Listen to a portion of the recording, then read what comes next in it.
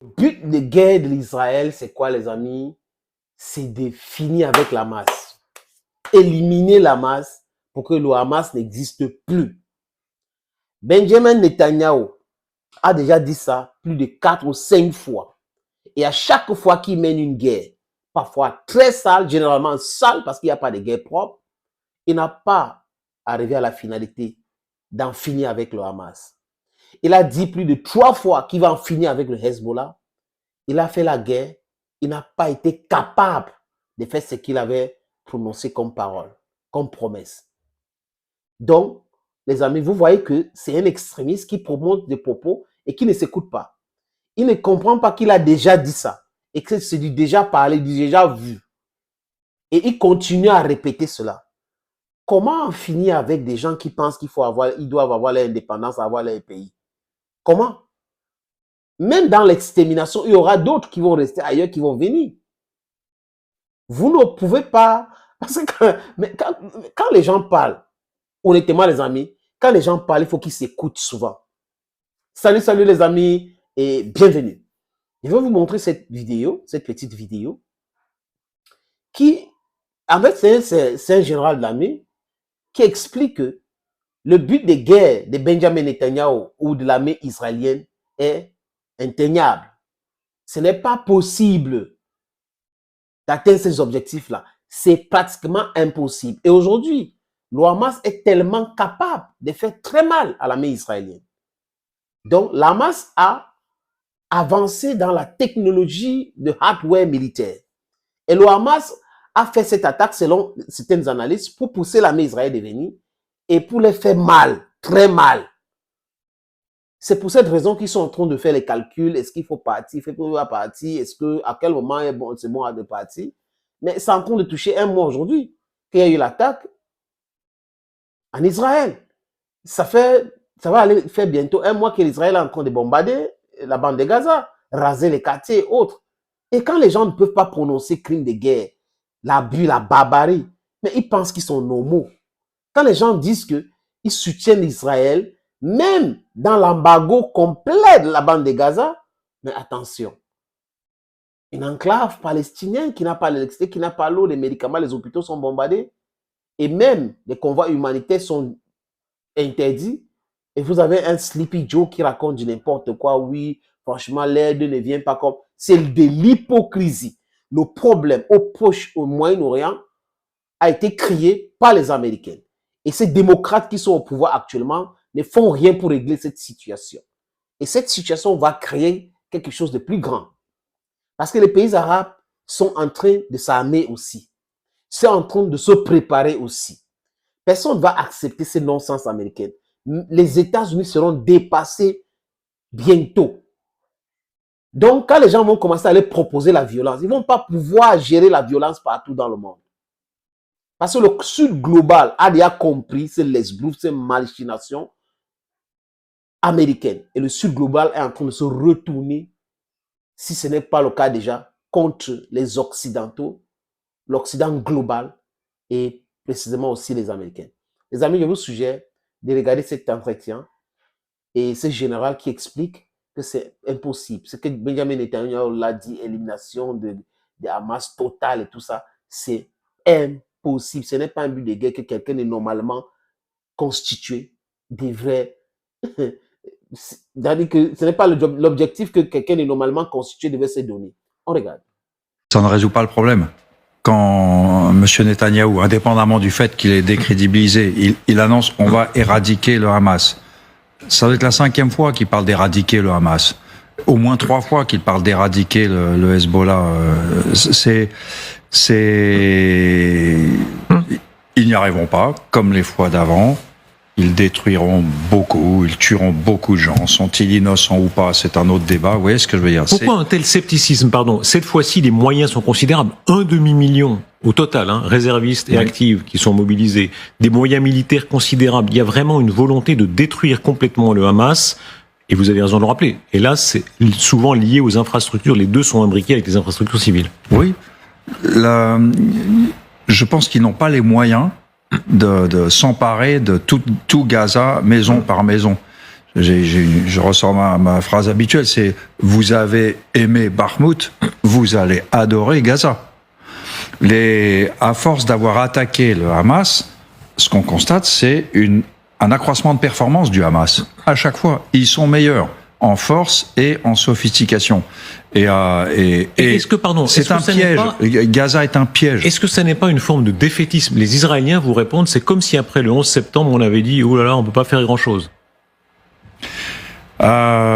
C'est très différent le 11 septembre parce qu'il y avait une sorte de nébuleuse terroriste qui voulait faire un symbole et abattre la morgue américaine. Enfin, c'était leur perception. Ici, on a un État, un gouvernement, Netanyahou, qui s'est trompé de politique pendant 15 ans.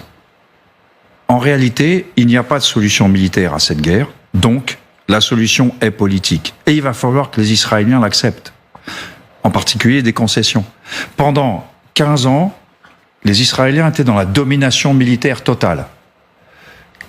On cherche toujours à obtenir une position de force pour négocier. C'est le principe de base de toute négociation. Ce qui veut dire que quand vous êtes en position de force, alors vous êtes obligé de négocier. Et les Israéliens ont oublié de le faire. Et maintenant, le Hamas leur pose un tel problème militaire et humanitaire et politique qu'il va falloir trouver autre chose. On va revenir à cet aspect politique, mais d'un point de vue militaire, vous dites ce sera extrêmement dangereux, n'est-ce pas? Et ce sera extrêmement consommateur en vies humaines, d'abord pour les Israéliens. Évidemment, beaucoup de civils palestiniens, on y reviendra, mais pour les militaires israéliens. Oui, ça va être je pense que ça va être un très gros problème. Le Gaza est beaucoup mieux préparé que Bakhmout ou Mariupol. Beaucoup mieux préparé. C'est une zone défensive qui a été organisée depuis 15 ans. Et puis, ce que montre l'accrochage qui a eu lieu aujourd'hui, c'est que je pense que les Israéliens n'ont pas de renseignements dans Gaza. Ils nous font croire, vous savez, il y a cette, comment on appelle ça, il y a ce mythe du renseignement israélien. Le renseignement israélien est très performant dans beaucoup de pays, mais pas dans Gaza. J'attends qu'on m'explique comment on peut avoir des relais. Ils ont des indicateurs. Alors, ils n'ont pas bien fonctionné, visiblement, le 7 octobre, ça vous avez raison, mais traditionnellement, ils ont des indices, ils ont des agents, des agents infiltrés qui parlent arabe. Mais comment ils font pour avoir des infiltrés dans une ville où il n'y a pas un gars qui les aime ? Vous avez les communistes en France, l'Union soviétique avait des infiltrés, par exemple, parmi les sympathisants communistes. Vous voyez ce que je veux dire? Parce que vous avez des gens qui adhèrent à votre cause. Les espions anglais, les célèbres de, je sais plus, Cambridge, etc. Là, vous avez plus de 2 millions de personnes qui ont des raisons objectives de détester les Israéliens. Pourquoi voulez-vous qu'on trouve un agent là-dedans? Est-ce que là, il y en a, alors, encore, franchement, il y en a, souvent on en a interviewé, moi j'en ai rencontré moi-même. Ouais. Maintenant, alors, comme vous le dites, est-ce que ça fonctionne? Visiblement, beaucoup moins bien que ce que les Israéliens prétendaient, en tout cas récemment. Et du coup, là, ce qu'on a vu, c'est ce soir, a priori, une escarmouche, au sens, du coup, n'ayant pas de renseignements humains, les Israéliens, ils y vont avec des forces spéciales. On n'opère pas impunément et discrètement dans une ville, même à moitié abandonnée et partiellement détruite, où tout le monde vous veut du mal. Vous n'êtes pas du paysage, donc vous êtes découvert et vous êtes accroché. La dimension islamiste, est-ce que ça change? On a là affaire, non pas aux combattants traditionnels palestiniens, les Fedaïn, etc. On a affaire à des islamistes qui ont la haine évidemment chevillée, qui sont prêts à tuer, mais aussi à être tués, au sacrifice. Oui, je suis pas un grand connaisseur des islamistes. Je pense que ce sont des combattants qui ont autant envie de mourir que le légionnaire en France, au sens il fera son job. S'il faut mourir, il l'a déjà accepté. Maintenant, il n'est pas candidat au suicide pour le fun. Ces gens-là vont mourir utiles. Bon, c'est pas des légionnaires. En l'occurrence, ce sont des assassins. On a vu ce qu'ils ont fait au sud d'Israël, qui ont abattu, massacré tant de gens. On est quand même très loin du légionnaire français. C'est vrai. Merci de signaler la différence qui est majeure. Ceci dit, ils se battront pour ce qu'ils croient être leur cause, pour ce qu'ils considèrent être leur cause, et je pense qu'ils se battront pas trop mal. Effectivement, le Hamas, ils sont 20 000, pense-t-on, à peu près 20 000 combattants. Tout à l'heure, on articulait les chiffres, peut-être 30 000 soldats et soldates d'Israël qui vont entrer dans Gaza. Le rapport de force n'est pas si facile pour Israël. C'est ce que vous semblez indiquer. Oui, la ville, elle va absorber et elle va digérer cette armée. C'est ce que je crains. Très franchement, globalement, je suis pour Israël. Je voudrais qu'Israël ait une autre perception vis-à-vis des Palestiniens, si vous voulez. Ça, c'est bon. Là, je souhaiterais.